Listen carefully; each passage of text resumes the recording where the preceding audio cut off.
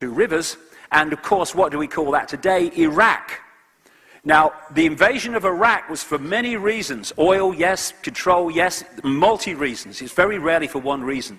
But another reason in that package was because that land we now call Iraq is very historically significant to the bloodlines that in the modern world are behind things like the invasion of Iraq, also Egypt and the Indus Valley culture. And this particularly is very significant in terms of the way the world is controlled today. Sumer, which became Babylon, and again, you have the stories from thousands of clay tablets that were found in Iraq and have been translated. I call them the Sumerian tablets. And they talk, like all these others around the world, of this interbreeding between non-humans and humans to create this hybrid bloodline. I'm going to go too much into this because there's so much about the present day I want to get through in this section. But these bloodlines, these hybrids, became the elite. They claimed to be, one of their terms was Demi Gods, part human, part gods, as these non-human groups were perceived to be, because they had abilities to do things because of their advanced knowledge that made them appear godlike. And the old, ancient, recurring theme of the divine right to rule, which is what? The right to rule because of your bloodline, because of your DNA.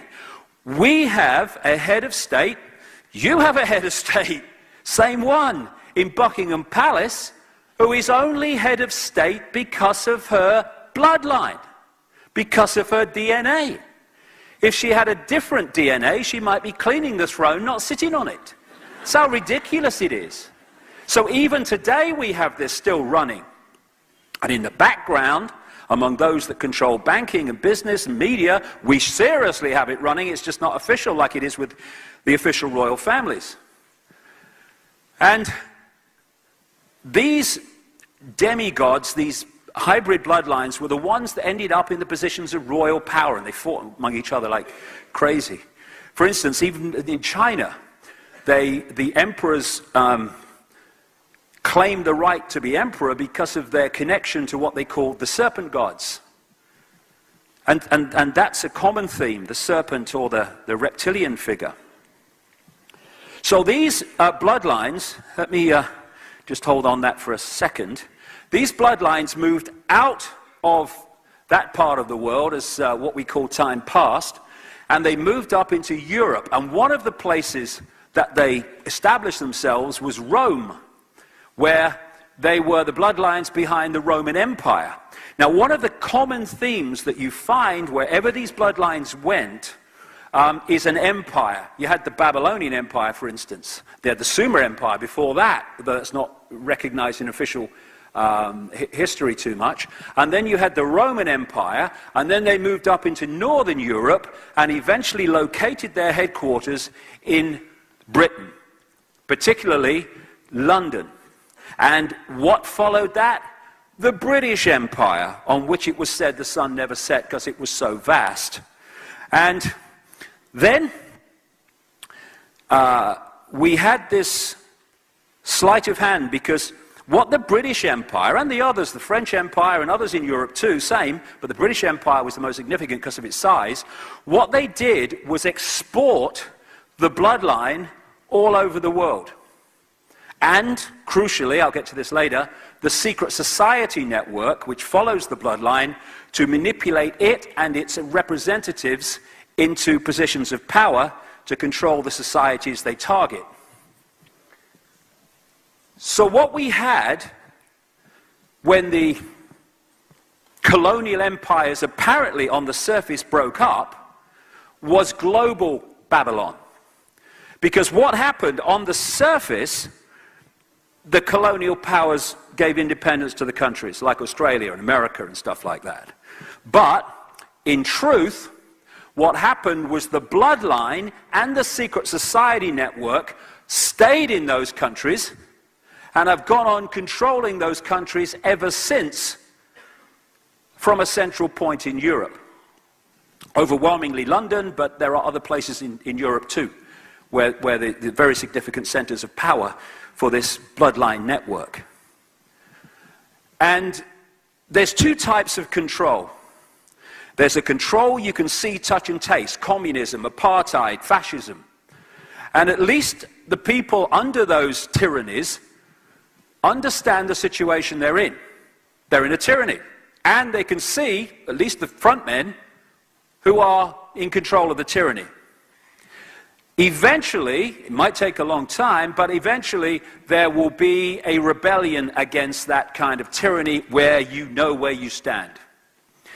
The greatest form of control, which can go on forever until it's exposed, is a tyranny you can't see, touch, and taste, where you're sitting in a prison cell but you can't see the bars. Because people don't rebel against not being free when they think they are. And so what happened in this sleight of hand, when the colonial powers apparently gave independence, is there was a move from a tyranny you could see, colonial control from London overwhelmingly, to a tyranny you couldn't see, which is called democracy, which is called putting a cross on a piece of paper every 4 or 5 years, and then the people you voted for or not voted for often doing what they bloody like. It's called freedom. It's very good. I'm going to try it sometime. And so what we've had is a hidden tyranny ever since, masquerading as freedom. And what these bloodlines and the secret society network they control have done is set up the equivalent of a transnational corporation. As transnational corporations work, they have a headquarters, and then in the different countries they have subsidiaries. And the subsidiaries do what the headquarters tell them to do. Corporate policy, they call it. Well, what these bloodlines have done is exactly the same, only it's secret societies for subsidiaries. The headquarters, the center of the web in Europe, dictates the ongoing policy, which is constant centralization of power in every area of our lives to bring about this point where the few can control the many from a central point. And in each country is the subsidiary network of the secret society network, and that network in each country has the job, and it's bloody completed it a long time ago now, of controlling that country's government, any political party that has any chance of forming a government, its banking system, its transnational corporation system, its media ownership, and the military, and all these other institutions, medicine, science. And so, having established that in different countries around the world, when the central point, the spider in the center of the web in Europe, says, this is what's going to happen now, these subsidiary groups start to bring it about in their sphere of influence, their country. And this is how you see, and it's more and more blatant now, this is how you see the same things happening in every country virtually at the same time. When there's a problem, like a financial crisis, engineered of course, then the reaction to the problem, and maybe we could sit down and say, well, maybe we could do that, maybe we could do that, maybe we could do that, what about that, try that. No, there's one solution.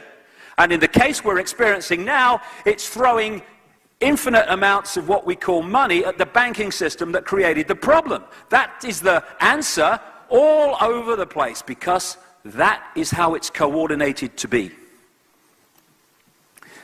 The idea is to control through this web every area of the world.